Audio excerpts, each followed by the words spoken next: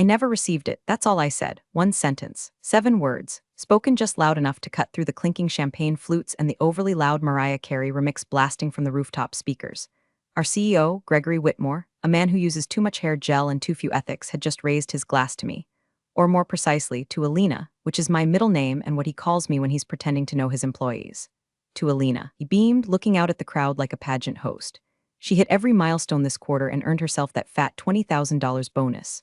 Cheers, applause followed, laughter. I even heard someone from sales yell, "Buy us all drinks, Alina." I didn't laugh, I didn't raise my glass. I just looked up at Greg from across the terrace, met his gaze, and said those 7 words. I never received it, and that's when the party died. It didn't collapse exactly. It bled out slowly, in silence. The CFO, Daryl, who always smells like old money and Pepto-Bismol, twitched hard enough to almost spill his drink.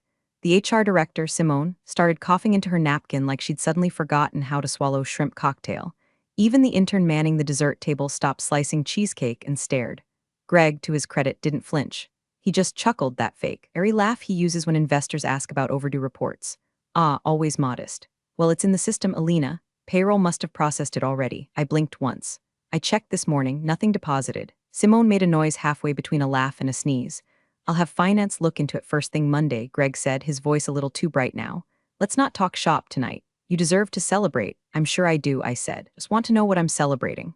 And with that, I set my glass down, still full, and walked off the rooftop. Left Greg standing there like a balloon with the air leaking out. He kept smiling, but you could see the edges starting to crack. Listen, if you've made it this far into the story, do me a small favor. Hit that subscribe button and give this a like.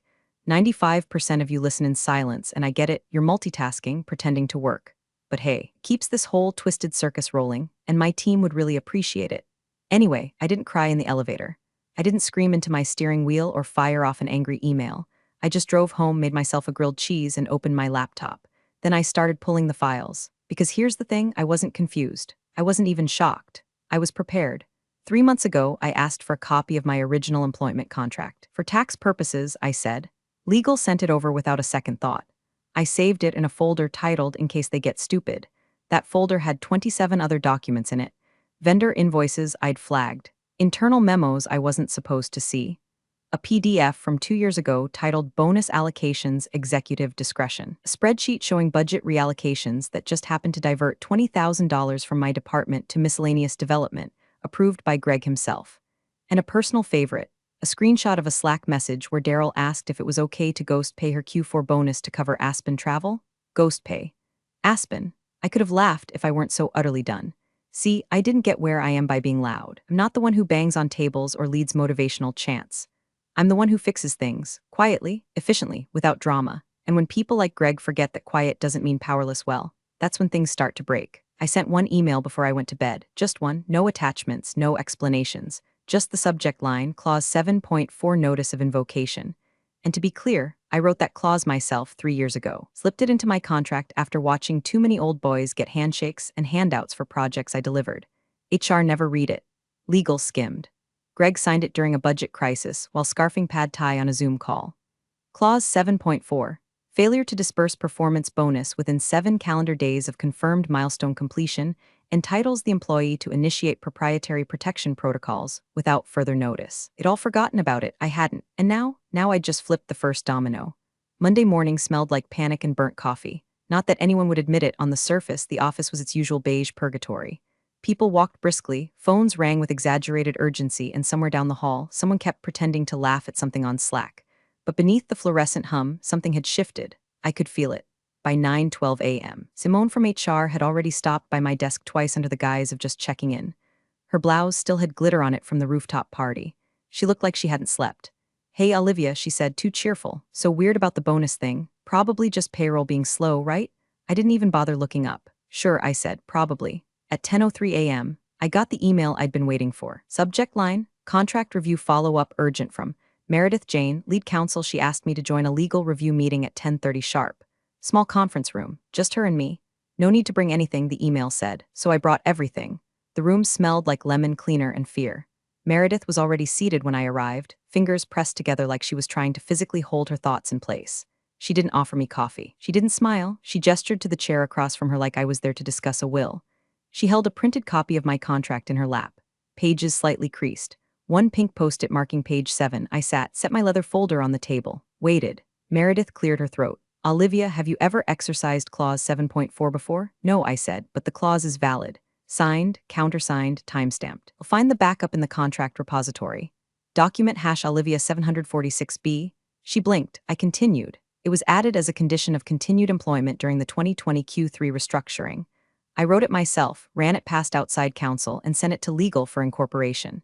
Greg approved it over lunch on October 12, said it sounded cool and assertive. Meredith looked down again, flipping to the marked page. She read the clause aloud, slowly, like each word was a warning she'd ignored. Clause 7.4. Failure to disperse performance bonus within 7 calendar days of confirmed milestone completion entitles the employee to initiate proprietary protection protocols without further notice. Her voice thinned as she got to the end. She looked up at me, pale. You're saying you invoked this yesterday? I am. And those protocols, she hesitated. They're not just symbolic. Are they? They're layered, I said calmly. Encryption, access restrictions, decoupling of process integrations, auto-expiry triggers. Nothing irreversible, yet. Her pen slipped slightly from her fingers. And the documentation? I nodded toward my folder, protected under individual authorship until the bonus is legally fulfilled. Page 10 of the clause addendum. You'll find it notarized. She stared at me for a long moment, no longer trying to hide the tremble in her jaw. Greg said he mentioned the bonus at the party to be gracious. He assumed it had been paid. It hadn't. Have you spoken to finance? I spoke to my bank. I spoke to payroll. I reviewed every deposit since October. I even pulled the ACH batch logs for the period. My bonus isn't there. She stood and walked over to the conference phone. Dialed an internal line. Get Greg in here. Now. We sat in silence for 3 minutes. I could hear the clock tick, the HVAC hum. Meredith's breathing pick up speed like a runner about to collapse at the finish line. Greg burst in like he was crashing a game show. What's the emergency? He said, out of breath and still carrying a protein shake. Meredith stood and handed him the contract. No pleasantries, no preamble, just you signed this, you activated this. He flipped pages with that same performative gusto he uses at shareholder meetings. Then he stopped, read the clause, blinked. Wait, this is real? Very, I said. I thought it was like a flex, a negotiation line. It's a clause, I said, and it's been triggered. Greg looked up, jaw clenched. So what, you're locking down our systems over a bonus? Meredith cut in before I could. No. She's legally authorized to initiate protective actions on proprietary frameworks she authored. That includes quite a lot, Greg, including operations protocols. His face drained. You're telling me, he said slowly, you could lose access to the systems she built? No, I replied, you've already lost them. Access was time limited. The protocols kicked in at midnight. Greg looked like someone had pulled the floor out from under him. Meredith just stared down at the table like it might offer her a way out. I'll fix it, Greg muttered. I'll call payroll. We'll push it through. That would constitute retroactive coercion, I said evenly. Clause 7.4 defines any bonus payment post-invocation as bribery to reverse a protective protocol. That language is very specific. He turned to Meredith. This can't hold up. She didn't answer, because she knew it would. Greg spent the rest of that meeting doing what overconfident men do best, bluffing with the desperation of someone realizing the chips weren't in his stack. First came denial, dressed up as concern. Then came delay, wrapped in false charm and administrative jargon. I've seen it before, hell, I'd lived it for the better part of a decade at that company. But this time I wasn't the quiet fixer behind the curtain. I was the one holding the rope, and Greg had just stepped into the noose. It's gotta be a payroll glitch, he said, pacing now as if motion might summon credibility. I'll get Daryl on it, he's probably already flagged it. Would you like me to forward the screenshots? I asked. Calm. No bite, just offering facts like a waitress offering coffee refills. Greg blinked. Screenshots? I opened my folder and slid a single printed sheet across the table. Transaction history from my bank, highlighted and annotated. Underneath it, stapled neatly, was an internal log from our own accounting software. Payment batch IDs, disbursement dates, amounts, and approval chains. Checked and verified, I said. All bonuses for Q4 performance were issued as of the 15th per schedule. Mine wasn't. Meredith leaned in to examine the paperwork, her mouth a tight line. Greg didn't look, he just turned to the door like maybe there was an escape route hiding behind the coat rack. I mean, this doesn't make sense, he muttered. You're telling me the system skipped you? No, I said, I'm telling you someone did. Silence. Meredith finally spoke. I'll need to verify these against finance records. Olivia, we appreciate your cooperation in the meantime. I nodded once, of course. To keep everything above board, I've submitted a written invocation of Clause 7.4 to HR, time-stamped, delivered via internal and external channels. Cop is attached to that same folder. Greg's eyes widened just slightly at that. He knew what that meant. A verbal warning is one thing. A formal invocation. That's a legal warhead in a tailored suit. I think we're escalating too quickly here, Simone from HR said later that afternoon when she called me into her office. She had the soft, frantic tone of someone trying to tape over a pipe leak with scotch tape. There's probably just a mistake somewhere. Maybe the approval got stuck. You know how Daryl's team is. I gave her a thin smile. Sure, but for bonus that size, and considering how it was announced publicly, I figured I'd be proactive. Well, she said, fidgeting with a branded stress ball, we'll look into it. Just give us some time, okay? I've documented everything, I said, and I'd rather not delay corrective action. I assume the company feels the same. She didn't answer. Just nodded and gestured vaguely at her screen like she had some form to fill out, as if pretending to work on it would buy time. But here's the part they didn't understand. My comm wasn't compliance. It was calculation. Because while legal stalled, HR bluffed, and Greg paced around like a ferret in a windstorm, I was already 10 steps ahead. My logs were more than financial. I'd built a full internal tracker for every milestone, bonus approval, and resource allocation since I joined. Not because I didn't trust them, but because I did. Trust them to forget. Trust them to cover for each other. Trust them to reroute funds when they thought no one was watching. Buried in those logs under a seemingly boring column labeled authorization trail was something I knew they hadn't counted on. A pattern. 3 identical authorizations. 3 redirected payments. Same coded memo tag, BINF, project realignment. One of them was mine. The other 2, executives who hadn't even met their deliverables, ghost bonuses. I didn't mention it yet. Timing was everything. Let the rot rise to the surface on its own, like it always does. That afternoon, I went back to my desk and pulled up the encrypted vault where I kept my audit files. I flagged 3 of them. Added a red marker to the one labeled Q4 variance, flagged entries $10K. Then I reopened my private project logs and made a single entry, delay tactic confirmed. Legal not unified. HR stalling. Audit escalation, 48-hour countdown. And then I did something Greg would never have expected. I made myself a cup of tea, logged out of my email, and went home exactly at 5:01 p.m. because I didn't need to chase anyone. I'd already set the fuse. All they had to do was keep lying long enough for it to burn down everything around them. By Tuesday morning, the office smelled like secrets. Not just the usual stench of overbrewed coffee and reheated salmon from accounting's communal fridge, but something sourer, sharper, like nerves left out in the sun too long. No one knew what was happening exactly, but everyone knew something was. Greg stopped strutting. Meredith stopped smiling. Daryl from finance suddenly found religion and started avoiding elevators with other humans in them. Even Simone from HR, who usually chirped out Happy Tuesday, like it was a holy greeting, was glued to her inbox, one AirPod in, nodding furiously at whatever crisis call she was pretending to be in control of. I didn't say much. I didn't need to. While they were scrambling to reconcile discrepancies, I was already deep into what I now considered Phase 2, the quiet audit. For the past 3 years, I'd kept a second system. Not company-sanctioned, not cloud-backed. An encrypted, air-gapped external drive I jokingly referred to as my insurance policy. Not because I was paranoid, because I was experienced.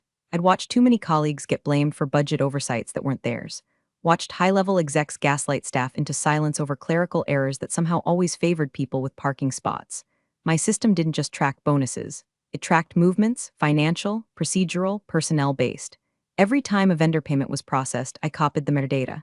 Every time a bonus was authorized, I screen captured every hire, every departure, every email with a curious BCC, I logged it. The file structures were dry, sure, labeled by quarter and initiative, but once you opened them, it was like staring into the plumbing of a very corrupt building. And now, combing through Q4 logs, I saw exactly what I feared. 3 C-level bonuses, all authorized on the same date, all tagged under reallocated discretionary funds, all sourced from departments that had reported unclaimed performance incentives. The numbers matched the missing disbursements, mine included. One of them, I remembered, had been publicly denied due to underperformance. Another exec hadn't even submitted his final milestone report, yet there was his $25,000 payout, neatly approved, signed off by Greg. Memo line, strategic retention. Strategic theft was more like it, and one more thing. Name I didn't recognize. A payout tagged retention bonus to a consultant named D. Wellingham, no employee ID, no tax documentation, no performance log. Just a wire transfer to an out-of-state account and a note buried in the finance system under contractor services confidential. I checked our contractor directory. No Wellingham. I checked payroll. Nothing. Then I checked our new hire and separation logs. That's when my stomach clenched. He had a template for onboarding ghost employees, one used when building dummy access credentials for product testing. Normally, these were temporary, sandboxed, and monitored, but someone had copy-pasted that template and used it to create an entire personnel record, enough to justify contractor disbursement.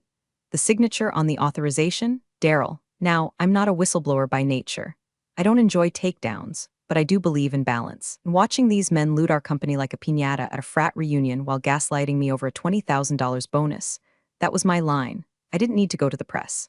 I didn't need a scandal on LinkedIn. I just needed to pull one very specific thread. At 3:44 p.m., I used my personal laptop in a public cafe, behind a VPN, with a freshly created encrypted Proton Mail account. I crafted a short, motionless message to the board's internal audit committee. Subject: possible unauthorized executive disbursements body, 3Q4 bonuses approved outside of performance parameters. One link to a ghost employee profile, all traceable via internal audit trail.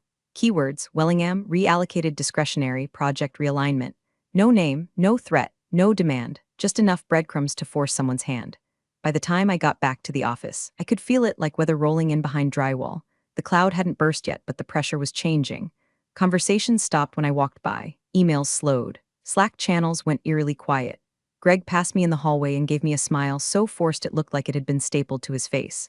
"Everything all right, Olivia?" "Everything's in motion," I said. That night, I backed up my audit logs again. Triple copies. Stored one in a safety deposit box under my sister's name. Mailed another to my attorney with a timestamp letter marked "Do not open unless instructed." Kept the third in my desk drawer, unmarked, unlabeled, innocuous-looking as a user manual, because things were about to get loud. And when they did, I wanted to be the only one holding earplugs. By Thursday, Meredith was a ghost in her own office. Not literally, she was still there, still wearing her power blazers and her unreadable lawyer face, but the fire behind her eyes had flickered into something cold and careful. I saw it when she passed me in the hallway, the way she hesitated before speaking, the way her fingers twitched near her phone like it might bite her. She wasn't avoiding me. She was circling the perimeter of a situation she finally realized she didn't control, so I gave her a door. "Hey Meredith," I said, leaning into her office around 11:15 a.m. "Got 5 minutes today? Just you and me?" She blinked up from her laptop, of course. No fake smiles this time, no corporate small talk. She cleared the table instinctively, like she knew something important was coming. I stepped in, shut the door behind me, and placed a single folder on the polished wood between us. Black, sealed with a sticker that read, "Privileged internal counsel only. This stays between us until Monday," I said. "But I think you'll want to read it before then." She stared at the folder like it might hiss. "What's inside?" "A timeline," I said, "cross-referenced documentation. Screenshots, process logs, bonus disbursement approvals. All of it compared line by line against actual payments. Highlighted inconsistencies. Authorizations with no signatures. Memos that don't match deposits. And you compiled this how? I built most of the systems." I said, "Remember? The ops infrastructure, the milestone approval engine, the internal requisition logs. I know where everything lives, and more importantly, I know when something doesn't match." Her lips pressed into a line. "And what exactly are you implying?" "Nothing," I said. "I'm stating." She opened the folder. The first page was a high-level timeline, Q3 to Q4. At each milestone, I'd marked when I submitted deliverables, when bonuses were contractually due, when executive payouts occurred, and when discrepancies first appeared. Then came the screenshots, dated, time-stamped, internal system logs showing approval signatures by Greg and Daryl. Next to them, bank transfer receipts showing amounts moved into unrelated accounts. Meredith's eyes moved quickly. Her lips moved, too, silent reading. Every now and then, her fingers would hesitate at the edge of a page, like she wasn't sure she wanted to see what came next. And she hit the red tab. She paused, looked up at me. "SEC implications, if filed," I said. "There are at least 2 instances of unreported executive compensation rerouted through non-payroll disbursements. That's a compliance problem, especially if those funds came from designated employee bonus pools," which I pointed to a highlighted section. "This ledger shows they did." She leaned back in her chair, hands folded but not tightly. Her poker face was cracking. "Just a little. What are you asking me, Olivia?" "I'm giving you the chance to decide what kind of lawyer you want to be when this goes public," I said. "One who tried to clean the blood before the guests noticed, or one who helped them mop up a murder?" "You're threatening to go public?" "No," I said. "I'm giving you a head start." She looked back at the folder. The weight of it sat between us like a loaded weapon. It wasn't thick, only about 20 pages, but it was dense with consequences. And it wasn't just Greg and Daryl this time. There were emails from Simone signing off on payout deferrals, marked discretionary hold do not flag. There was a memo from the VP of Sales noting his surprise at receiving a bonus he hadn't qualified for. There were Slack threads from junior staff questioning a new hire who didn't exist and getting told to drop it. "What happens if I give this to the board?" she asked. "Protect the company," I said. "You lose Greg, maybe Daryl, but you don't lose everything, and if I don't? I've already mailed a copy to a contact in the oversight committee. They don't know what they're holding yet. I told them to wait for a signal. You can choose to make that signal a controlled call or a siren." She exhaled through her nose, closed the folder, kept it beside her instead of handing it back. "And Greg?" she asked. "Don't worry," I said, standing. "I won't be talking to him. And pretty soon, I suspect, neither will you." That afternoon, Greg called Meredith 5 times. She didn't answer once. By Friday morning, Greg's kingdom smelled like a funeral no one wanted to attend. Quiet, overpolished, and filled with people pretending they weren't waiting for the coffin to drop. The smiles were thinner, the coffee stronger. And every time someone said all hands meeting, 3 people winced. The whispers started in the elevator. Did you hear about the ghost contractor thing? They're saying someone found payout files that don't match the book's legal's been in meetings all week. I heard the boards asking questions. And Greg? Greg had gone from peacocking to pacing. He was suddenly too busy for team check-ins, ducking out of lunch meetings, ducking into legal's hallway like a raccoon sniffing for exits. His eyes were red-rimmed from stress or bourbon, maybe both. I passed him once in the hallway and he gave me a smile so crooked I thought it might slide off his face. I didn't smile back, because now silence was leverage, and I had a lot of it.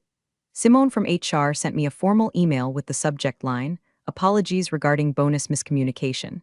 It was corporate speak at its most desperate, acknowledging a clerical oversight, affirming that performance was recognized, and offering to immediately rectify the issue with a retroactive wire transfer of $20,000. I forwarded it to legal. Then I replied politely. Per Clause 7.4, any post-invocation attempt to issue funds without full admission of contractual breach and compensation per terms may be considered retroactive bribery. I must decline. No bluff, no fire. Just surgical language backed by an arsenal of documentation. Within 2 hours, I received a revised clarification from HR. I didn't bother opening it. Meredith already had a copy. And while Greg scrambled to jam the cork back in the bottle, the board began circling like sharks who'd just caught a whiff of blood in a heated pool. It started with a calendar ping. One of the external board members, someone I hadn't spoken to in years, requested a confidential 15-minute catch-up. No subject line, no agenda, just a Google Meet link and a window titled Personal. The name made me pause, Richard Kessler. He used to be my mentor. Back before the IPO, before the exec reshuffle, before Greg inherited the corner office like a cursed family heirloom. Richard was sharp, ethical, and famously unemotional, except when it came to operational integrity. He once shut down a product line because someone faked 2 compliance checkboxes. I joined the call from home. Neutral background, good lighting, folder open just in case. Richard appeared on screen, leaned forward like he was already halfway through the conversation. "You look calm," he said. "I am," I replied. "You've always been a chess player. And you never moved a piece unless you'd already seen the board twice." I said nothing. He nodded. "So, tell me, do you want to talk before this becomes public?" That told me everything I needed to know. The board knew. The panic had trickled up. Or more likely, Meredith had handed off that folder quietly, carefully, like a live grenade with the pin halfway out. Either way, someone had flipped the internal alarm. "I've said all I need to," I said. "The documentation is thorough. We've reviewed it," he said. "But I want to understand your terms. What happens if this goes wide?" I file a provisional complaint with the SEC. I issue a licensing restriction notice for proprietary processes under clause protection, and I formally remove myself from all active operational systems unless breach restitution is paid in full. He nodded again, slow. "Greg has no idea, does he?" "I think he suspects," I said, "but denial's his favorite mirror." "Are you looking to replace him?" "No," I said, voice flat. "I'm looking to remove him." Richard leaned back. His expression didn't change, but the silence felt different now, like a door quietly swinging open behind him. "We'll be contacted by the audit committee directly," he said. "If you have any additional materials, they're in the folder already," I said. "I thought they might be." He ended the call without fanfare. "No thank you, no false optimism. Just a curt nod and a screen gone black. That night, Greg tried to corner me in the parking garage. He caught me just as I reached my car. "Hey," he said, too loud in the echoing concrete. "Look, this whole thing, it's gone sideways. I didn't mean for it to." I opened my door, tossed my bag in. He stepped closer. "Let's just settle this. Quietly, no more legal back and forth. You'll get your bonus. Hell, I'll throw in a signing retainer if you just..." I looked at him, really looked at him. "The moment passed," I said. He tried to speak again, but I started the engine and shut the door. Left him standing there, his words bouncing off the walls, unheard, because he didn't understand. He wasn't negotiating anymore. He was waiting for judgment. Friday night dragged its feet like a guilty child. The building emptied faster than usual. There were no after-hours drinks, no slack jokes about finally surviving the week. No one microwaving leftovers like they planned to work late but really just needed to kill time before the bars opened. Instead, desks sat abandoned, lights flickered off in clusters, and I could hear the tension humming in the vents. By 6:17 p.m., Meredith was still in her office, door closed, lights on. Greg had called her 4 times. I knew because the receptionist left early and I saw his name flashing on her desk phone unanswered. By 7:40, the legal Slack channel pinged once, then silence. I didn't go home, not yet. I stayed in my glass-walled cubicle, methodically reviewing process manuals that would never need revisions again. Not because I was paranoid, because I was patient. The clause had triggered at midnight 5 days earlier. That gave them until midnight tonight to correct the breach before secondary protocols auto-executed. They thought it was a bluff. It wasn't. At 8:03 p.m., HR issued a formal override request to payroll, a backdated bonus wire transfer for employee Olivia M. Rays, marked urgent. Memo line, Performance Compensation Correction Q4. Legal blocked it in under 8 minutes. Meredith herself issued the response. Clause 7.4 cannot be nullified post-invocation without consent and restitution as defined. Approval denied. Attempting to reverse protocol without resolution constitutes further breach. I smiled, just a little, because now Greg wasn't just scrambling, he was bleeding leverage with every tick of the clock. By 9:15, someone inside finance cracked. I didn't see it happen, but I saw the evidence land in Meredith's inbox through the reflection on my screen. A forward, subject line, flagged transfer trail confidential. The attached email thread was short, brutal. It showed Greg instructing Daryl directly to reallocate discretionary bonus reserve, move raise to training budget. We can comp her later if needed. Keep it fluid for Aspen. Aspen.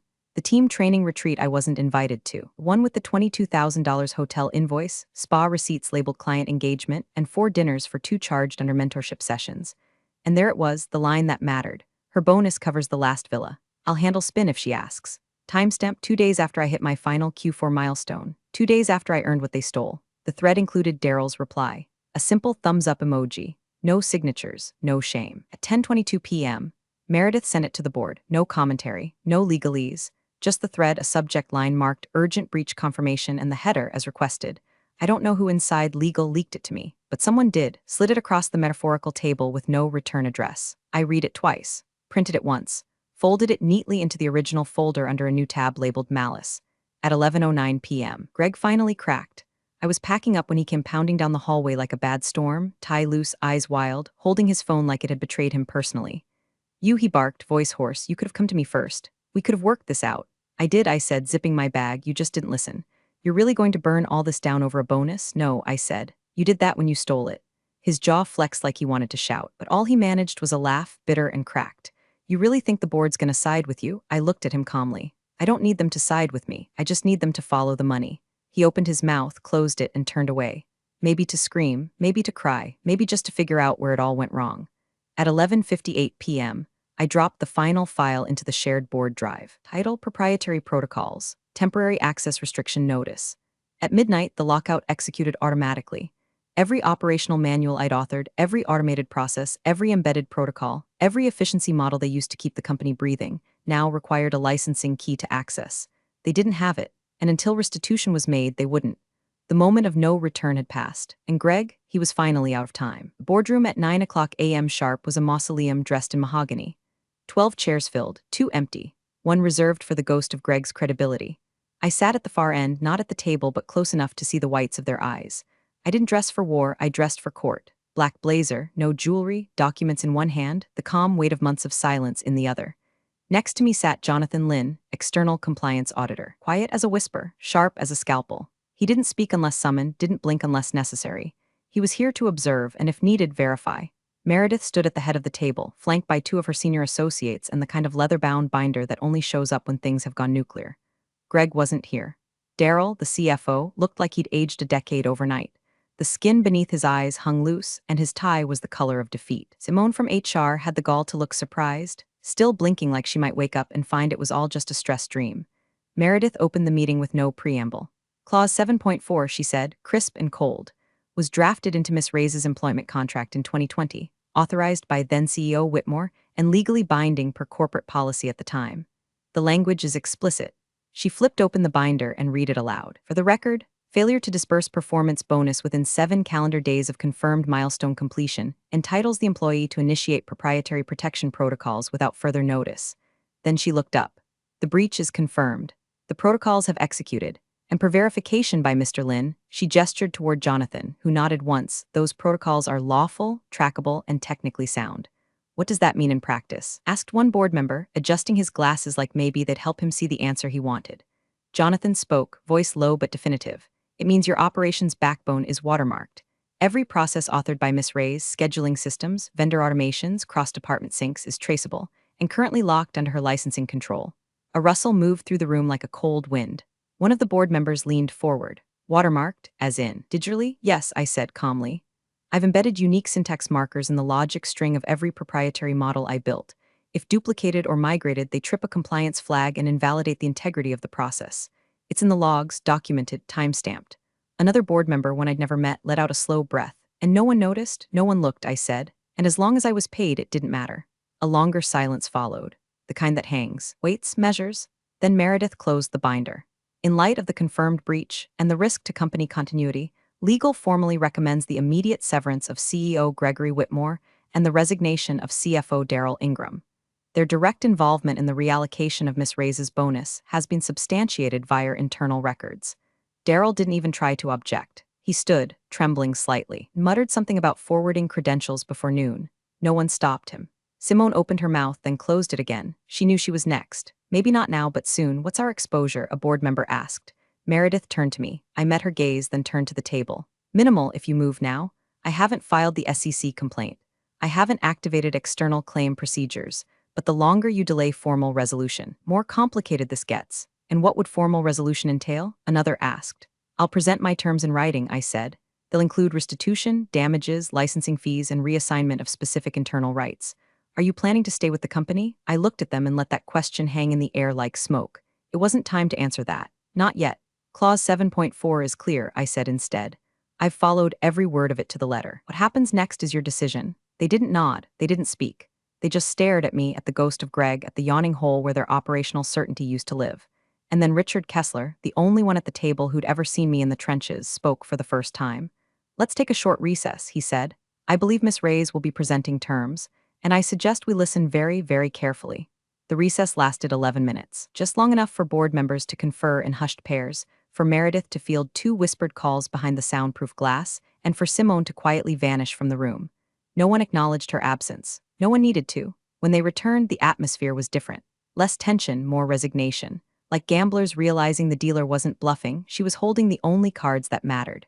Richard Kessler cleared his throat. Miss Reyes, you have the floor. I stood without theatrics. Walked to the head of the table, folder in hand, posture still, voice steady. This is not a negotiation, I began. This is a reckoning. I didn't raise my voice. I didn't pace. I spoke like someone who'd been ignored for too long and finally had the room's full attention and wasn't the least bit impressed by it. You owe me $20,000. That's the easy part. That's math. No one moved. You also owe me compensation for breach of contract. Penalties incurred per clause 7.4, outlined in the subarticle I wrote, which you never amended. You owe me for the loss of access, the attempt at retroactive coercion, and the reputational damage I incurred by being paraded as someone who'd been rewarded, when in fact I'd been robbed. A few flinched. None interrupted. And more than that, I continued, opening the folder and laying the first document flat on the table. You owe me licensing fees. I tapped the watermark diagram, a flowchart with digital hashes embedded in each core operational model. I own these processes. Legally. Until the breach is resolved, you do not have the right to continue using them without license. Any replication, workaround, or attempt to reverse engineer will trigger an automated legal alert and enforcement via provisional IP claim. I laid down the second document, which, for the record, I filed last night. Gasps, a quiet curse from someone at the far end. Meredith simply closed her eyes for a beat she'd known. The rest were just catching up. I've given you 6 days, I said. That's 6 more than you gave me. And now we're at the point of no return. Woman from the audit committee leaned forward. What are your conditions? I handed her the typed list. Restitution, full bonus. Clause 7.4 penalties tripled per contractual timeline. Licensing fees retroactive to the date of breach. Public correction of internal records. Termination of Greg Whitmore and disqualification of Daryl Ingram from future executive reinstatement. HR review under external counsel. And, Richard asked. I met his eyes. I'm not staying. That rippled through them harder than anything else. Shock, disbelief, a faint note of regret. I don't want a promotion, I said. I don't want a corner office or a fake apology or a plaque next quarter. I built this company's backbone while Greg played golf and Daryl played God. You let it happen, and now you're reaping it. I gathered my folder, clicked the latch shut. You'll get what I owe you, documentation, keys, all operational protocols, once terms are met and confirmed by counsel. Until then, your systems remain frozen under protection. A silence stretched so long it bordered on surreal. Then Richard finally said, you could destroy us with this. No, I said, you already did. I'm just not letting you profit from the rubble. And then, just before I turned to leave, I gave them the last piece. Oh, and one more thing, I leaned in slightly. You've been positioning for an IPO, I know. I've seen the roadshow deck. If my licensing isn't resolved before the S1 is filed, your prospectus will be flagged for IP dispute and material operational risk. A beat. I walk and your IPO walks with me. No one stopped me as I left. They couldn't, because I didn't burn the bridge. I turned it into a drawbridge, and I'm the only one holding the lever. Big thanks for watching, you sneaky seniors. Subscribe to keep the coffee pot brewing revenge. Your ex-colleagues won't know what hit 'em.